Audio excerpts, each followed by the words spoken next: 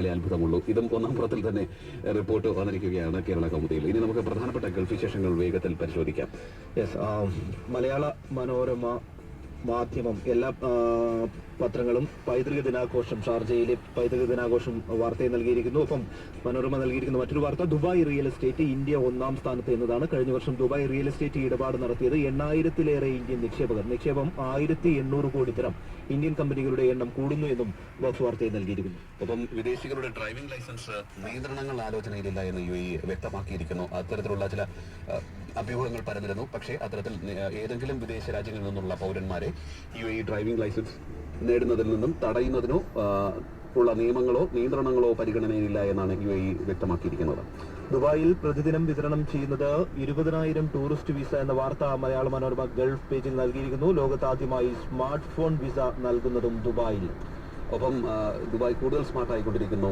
Trade licence പുതുക്കുവാനും mobile application വരികയാണ്. അപ്പോൾ കൂടുതൽ നവീനമായ മാർഗങ്ങൾ ബിസിനസ് രംഗത്തേക്കും ഗവൺമെന്റ് തലങ്ങളിലേക്കും കൊണ്ടുവന്നിരിക്കുന്നു. എനിക്ക് തോന്നുന്നു ഇത്തരത്തിലുള്ള നീക്കങ്ങളിൽ ഏറ്റവും മുന്നിൽ നിൽക്കുന്നത് ദുബായ് തന്നെ ആയിരിക്കണം. എമിറേറ്റ്സ് വിമാനത്തിൽ യാത്രക്കാരൻ രക്തം വാർന്ന നിലയിൽ, ഇത് മറ്റു പത്രങ്ങൾ വരുന്നു, ഇന്ത്യക്കാരന്റെ ആത്മഹത്യാ ശ്രമം എന്നുള്ളത്. ഇദ്ദേഹം വിമാനത്തിന്റെ ടോയ്ലറ്റിൽ ആണ് രക്തം വാർന്ന നിലയിൽ ഇദ്ദേഹത്തെ കണ്ടെത്തിയത്. തൊഴിലില്ലായ്മ പരിഹരിക്കാൻ പുതിയ പദ്ധതിയുമായി ഹദഫ് എന്ന വാർത്ത മാധ്യമം അതിന്റെ ഗൾഫ് പേജിൽ നൽകിയിരിക്കുന്നു. ഒമാനിൽ പ്രവാസികളുടെ എണ്ണം കുതിച്ചുയരുന്നതായിട്ടുള്ള വാർത്തയും നൽകിയിട്ടുണ്ട്. പാരാമൗണ്ട് സിൽവർ ജൂബിലിയിൽ പുതിയ ഓഫീസ് ഉദ്ഘാടനവും 10 എന്ന വാർത്ത എല്ലാ പത്രങ്ങളും നൽകിയിട്ടുണ്ട്.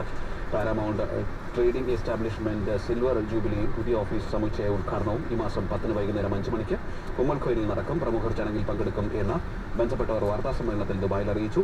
1988 സ്ഥാപിതമായ പാരാമൗണ്ട് ട്രേഡിംഗ് എസ്റ്റാബ്ലിഷ്മെന്റ് വ്യാവസായിക അടിസ്ഥാനത്തിൽ ഉള്ള hotel, bakery, super market, laundry ഉപകരണങ്ങൾ അമേരിക്കൻ, യൂറോപ്യൻ രാജ്യങ്ങളിൽ നിന്നും ഇറക്കുമതി ചെയ്ത് വ്യാപാരം നടത്തുകയും അനുബന്ധ ഉപകരണങ്ങൾ നിർമ്മിക്കുകയും ചെയ്യുന്നുണ്ട് എന്നുള്ളതാണ്. ഊർജ സംരക്ഷണ ഉപകരണങ്ങളുടെ വ്യാപാരവും നിർമ്മാണവും നടത്താൻ കാലാനുക്രമമായ പ്രാധാന്യം സ്ഥാപനം മുന്നോട്ട് വെക്കുകയും ചെയ്യുന്നുണ്ട്.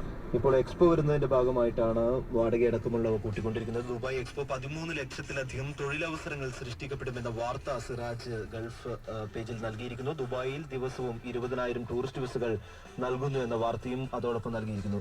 ഏതായാലും പാൽ വിലയിൽ